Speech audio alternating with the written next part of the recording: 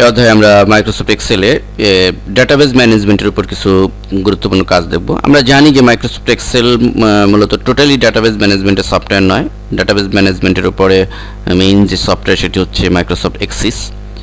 Database ম্যানেজমেন্টের উপরে অনেক বড় বড় সফটওয়্যার রয়েছে, অনেক প্রোগ্রামিং সফটওয়্যার রয়েছে, যেমন ভিজুয়াল বেসিক, ওরাকল, এই সমস্ত সফটওয়্যার দিয়ে বড় বড় ডাটাবেজ সফটওয়্যার তৈরি করা যায়, ডেভেলপ করা যায়। ব্যাংকিং সফটওয়্যারগুলো বা বড় বড় যে সমস্ত কোম্পানি রয়েছে সে সমস্ত কোম্পানির কাস্টমাইজ সফটওয়্যার কিন্তু ডাটাবেজ সফটওয়্যার দিয়ে তৈরি করা হয়, অত্যন্ত ডিমান্ডেবল সে সমস্ত সফটওয়্যার। যাই হোক, মূলত ডাটাবেজ সফটওয়্যার সম্পর্কে কিছু ধারণা পাওয়ার জন্য বা ডাটাবেজ ম্যানেজমেন্টের কিছু সুবিধা ঢোকানো হয়েছে মাইক্রোসফট এক্সেলে।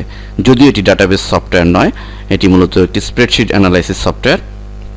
তো এটি এই ডাটাবেজের যে বেসিক যে সুবিধাগুলো সেটি আমরা এখন দেখব। তো এটি মূলত রয়েছে এই ডাটা মেনুতে, আমরা দেখতে পাচ্ছি।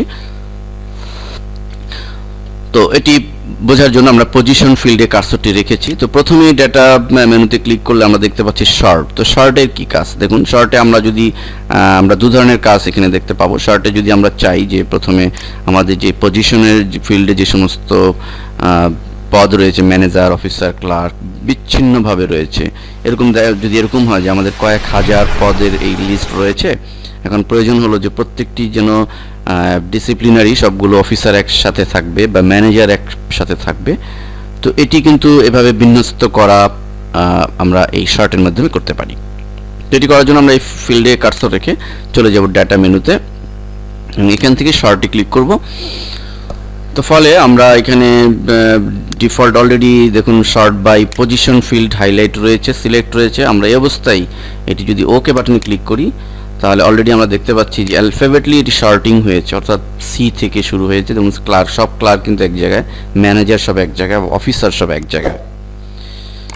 তো এভাবে আমরা পজিশন ফিল্ডকে শর্ট করতে পারি।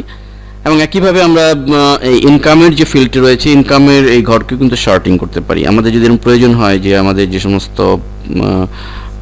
স্টাফ রয়েছে তাদের যারা সবচেয়ে সর্বোচ্চ বেতন যারা পাবে তাদের থেকে পর্যায়ক্রমে ক্রমান্বয়ে এরকম কম বেতন যারা পাবে, এভাবে যদি আমরা এখানে সেটিং করতে চাই যে সবচেয়ে বেশি বেতন উপরে থাকবে, তারপরে তার চেয়ে কম, তারপরে তার চেয়ে কম, এভাবে যদি করতে চাই তাহলে ইনকাম এর ফিল্ডে কার্সর এভাবে রাখতে হবে এবং চলে যেতে হবে ডাটা মেনুর শর্টে।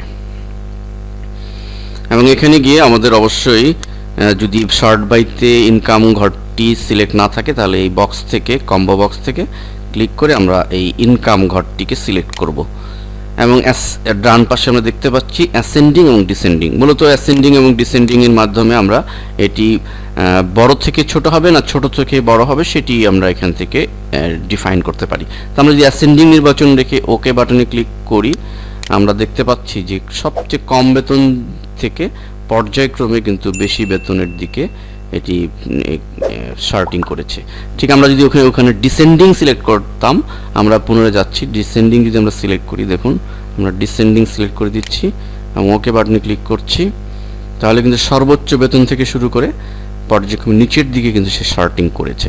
তো আমরা এটি অত্যন্ত গুরুত্বপূর্ণ, আমাদের প্রফেশনাল কাজে কিন্তু এটি আমাদের প্রায়শই ইউজ করতে হবে।